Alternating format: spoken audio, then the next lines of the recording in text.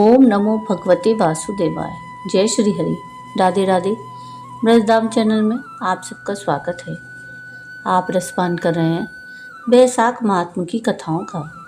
अब तक आप बैसाख महात्म के चौथे अध्याय तक की कथा का रसपान कर चुके हैं।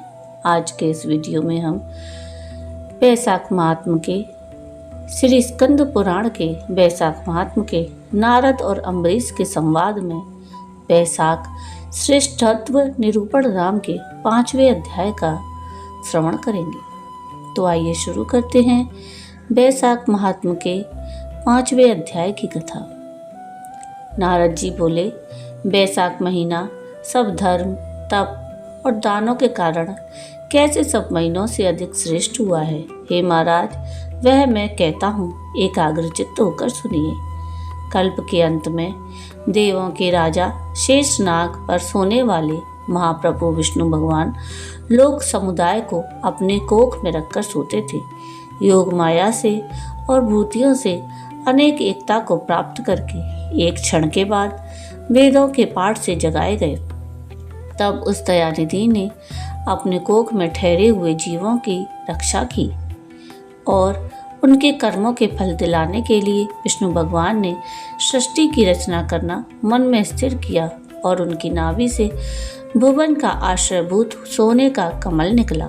उससे विष्णु भगवान ने विराट पुरुष नाम के ब्रह्मा को उत्पन्न किया, जिनमें भगवान ने 14 भुवन निर्माण किया। बहुत से नाना प्रकार के प्राणी समुदाय को उत्पन्न किया, जिनके भिन्न भिन्न कर्म और आश्रय थे। तब संसार में निर्गुण प्रकृति को मर्यादा और स्वामियों को निर्माण किया। तब उन्होंने वर्णाश्रम का विभाग और धर्म की रचना की। चारों वेद, तंत्र, संहिता और स्मृतियों से, पुराण और इतिहासों से महाप्रभु महेश्वर ने अपने आज्ञा रूपों से धर्म की रक्षा के लिए इनके प्रवर्तक ऋषियों का निर्माण किया। इन्होंने वर्णाश्रम का विभाग किया और सबको अपने अपने धर्म में प्रवृत्त किया और सब प्रजा इन विष्णु को संतुष्ट करने वालों पर उचित श्रद्धा करने लगी। सबके हृदय में बसने वाले अविनाशी विष्णु भगवान ने यह देखने के लिए कि उनकी आश्रयभूत प्रजा अपने धर्म में प्रवृत्त है कि नहीं और उनको भय दिखलाने और परीक्षा करने के लिए संसार में साक्षात आए। प्रभु को यह जानने की चिंता हुई कि वह कौन सा समय है जिसमें प्रजा सर्वश्रेष्ठ धर्मों को करती है। ये प्रजा मेरे बनाए हुए वपी काल में कष्ट उठाती है और कीचड़ इत्यादि उपद्रवों से पीड़ित होकर श्रेष्ठ कर्मों को नहीं करती। यह देखकर मुझे क्रोध होता है और संतोष नहीं होता। मेरी दृष्टि में वे कष्ट ना उठाएं, इसलिए मैं इनको देता हूँ। यदि शरद ऋतु बनी रहे तो खेती की पूर्ति नहीं हो सकती।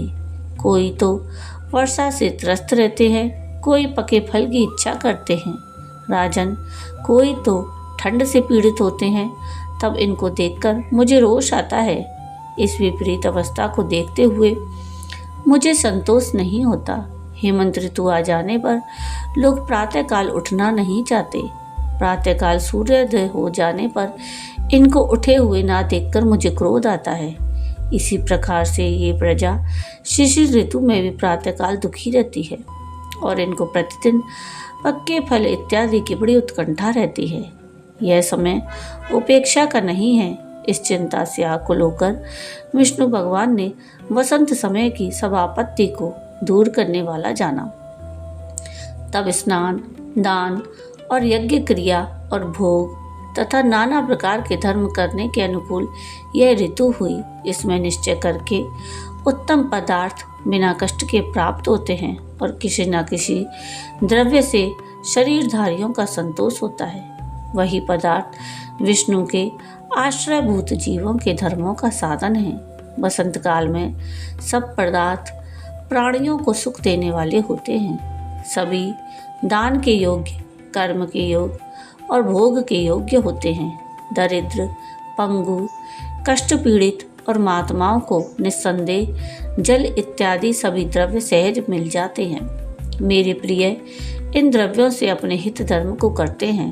पत्र से पुष्प से, फल से, मूल से, शाख से और प्रिय वचन से, माला, तांबूल, चंदन इत्यादि से और पैर धोने इत्यादि से, विनय इत्यादि से मैं इनको वर देता हूँ। ऐसा कहते हुए और विचार करते हुए विष्णु भगवान ने लक्ष्मी जी के साथ प्रस्थान किया।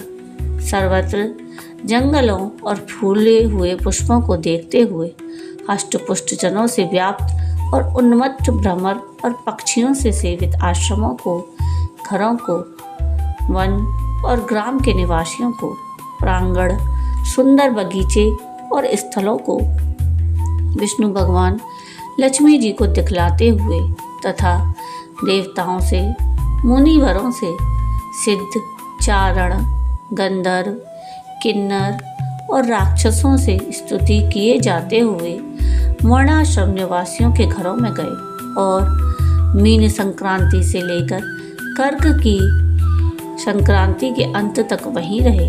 लक्ष्मी और देवताओं के साथ पुरुषों की करने और ना करने योग्य पूजा को देखकर वहां धर्म करने वाले पुरुषों को इनके चाहने के मनोरथ दिए। उन्मत्त पुरुषों के आचरण ना सहे इनका आयुष्य, धन इत्यादि हरण किया।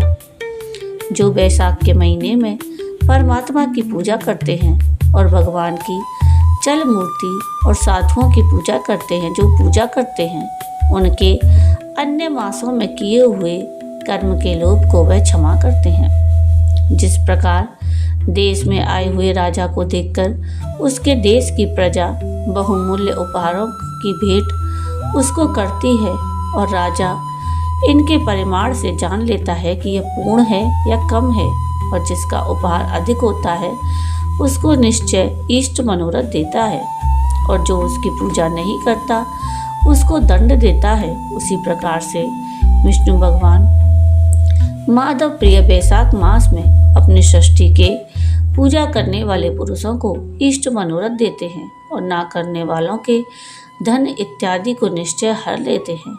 धर्म की रक्षा करने वाले देवों के देव महाविष्णु का यह परीक्षा काल है, अतः यह मास सब महीनों में उत्तम है।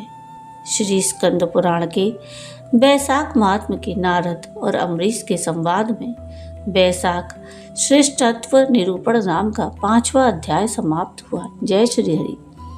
तो ये थी कथा बैसाख महात्म्य के 5वें अध्याय की। अगली वीडियो में हम बैसाख महात्म्य के 6ठे अध्याय की कथा का श्रवण करेंगे।